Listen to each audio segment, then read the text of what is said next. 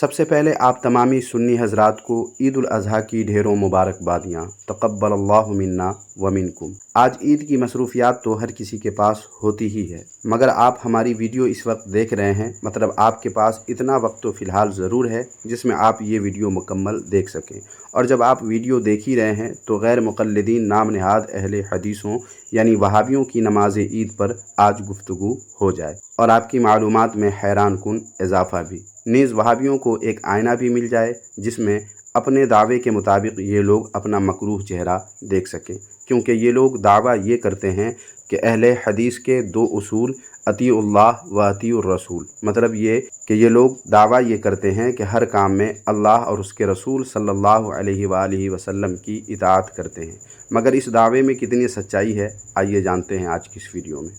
باطل کا رد کریں گے ہم ہیں بریلی والے۔ سامعین، آپ کے سامنے گزشتہ سال جو مسجد حرام کے امام نے نماز عید پڑھائی تھی اس کی ویڈیو پیش کرنے جا رہا ہوں۔ اس ویڈیو میں آپ کو یہ دیکھنا ہے کہ تکبیر کے وقت امام ہاتھوں کو کہاں تک اٹھا رہے ہیں اور کتنا اٹھا رہے ہیں، دوسرا یہ کہ ہاتھ وہ کہاں باندھ رہے ہیں جبکہ ان کے پیچھے والے یعنی مقتدی لوگوں کا ہاتھ کہیں اور ہے اور امام کا ہاتھ کہیں اور، تیسرا یہ کہ سورہ فاتحہ مکمل ہونے پر آمین کتنی آواز میں لوگ کہتے ہیں۔ فی الحال انہی تین باتوں کو اس ویڈیو میں آپ کو نوٹ کرنے ہیں، پھر آگے بات کریں گے، تو ملاحظہ فرمائیں یہ ویڈیو۔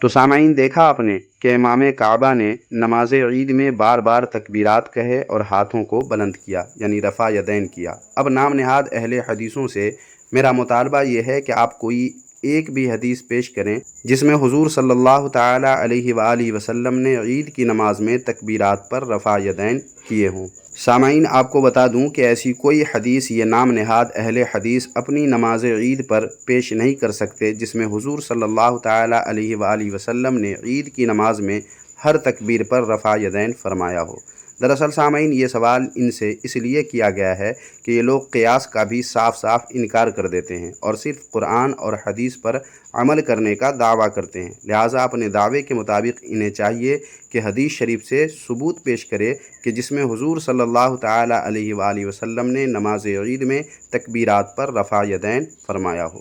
دوسری بات یہ کہ آپ نے ویڈیو میں دیکھا کہ امام کعبہ تکبیر پر ہاتھ تو اٹھا رہے ہیں مگر ایک بالشت بھی ٹھیک سے اپنے ہاتھوں کو نہیں اٹھا رہے ہیں اور نہ ہی کندھے تک امام کعبہ اپنے ہاتھوں کو اٹھا رہے ہیں، حالانکہ آپ وہابیوں کی اس کتاب کو دیکھیں، اس کے صفحہ نمبر 450 پر لکھا ہوا ہے کہ رسول اللہ صلی اللہ علیہ وآلہ وسلم جب نماز کے لیے کھڑے ہوتے تو کندھوں کے برابر تک ہاتھ اٹھاتے پھر تکبیر کہتے، لیکن آپ امام کعبہ کے ہاتھ ہرگز بھی کندھوں تک اٹھتے ہوئے نہیں دیکھے ہوں گے اور نہ ہی اب بھی دیکھ سکتے ہیں، ویڈیو کو دیکھ لیں، ان کے ہاتھ کاندھے تک اٹھتے ہی نہیں ہیں۔ پھر اس کے بعد سامعین و ناظرین، آپ نے دیکھا کہ امام کعبہ کے ہاتھ کہیں اور بندھے ہوئے ہیں اور مقتدیوں کے کہیں اور۔ مقتدیوں نے تو ہاتھ سینے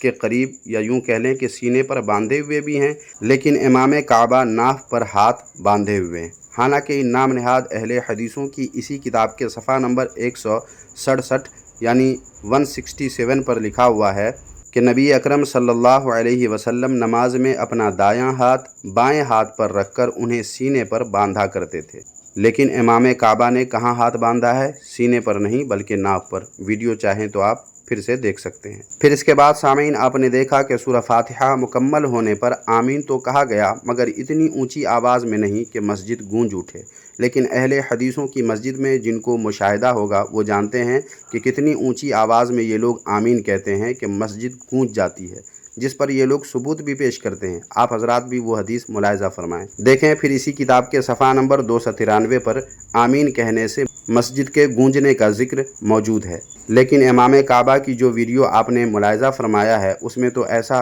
کیا ہی نہیں گیا، جس کا صاف مطلب یہ ہے کہ کچھ ہو نہ ہو ہند و پاک کے نام نہاد اہل حدیثوں، وہابیوں اور امام کعبہ کی نماز میں تھوڑا بہت نہیں بلکہ بہت زیادہ فرق ہے۔ اب ان دونوں میں سے کون صحیح ہے اور کون غلط ہے، یہ ہم ان نام نہاد اہل حدیثوں پر ہی چھوڑتے ہیں کہ ان کے نزدیک امام کعبہ کی نماز درست ہے اور سنت کے عین مطابق ہے یا ان وہابیوں کی اپنی۔ اور سامعین، آپ کے حساب سے کون صحیح اور کون غلط ہے؟ آپ چاہیں تو اپنی رائے سے مجھے آگاہ کر سکتے ہیں۔ تو پھر دیر کس بات کی، جائیے کمنٹ باکس میں اور اپنی رائے لکھ کر سینڈ کر دیجیے۔ واضح رہے کہ اس ویڈیو میں نے وہابیوں کی کتاب اور امام کعبہ کی نماز کا موازنہ کر کے آپ حضرات کے سامنے پیش کیا ہے تاکہ ان وہابیوں کو اپنے دعوے کے مطابق دلائل سے روبرو ہونے کا موقع ملے اور اپنی حقیقت سے یہ لوگ آگاہ ہو سکیں۔ اور اس ویڈیو کا مقصد یہ بھی ہے کہ ہند و پاک کے وہابی سعودی حکومت اور وہاں کے امام کو اپنا ہم عقیدہ ہم خیال ثابت کرتے رہتے ہیں اور وہاں کے لوگوں کو وہاں کے امور کو اپنی تائید میں بطور حجت پیش کرتے رہتے ہیں۔ لہٰذا امام کعبہ کی نماز میں اس ویڈیو میں پیش کی گئی ویڈیو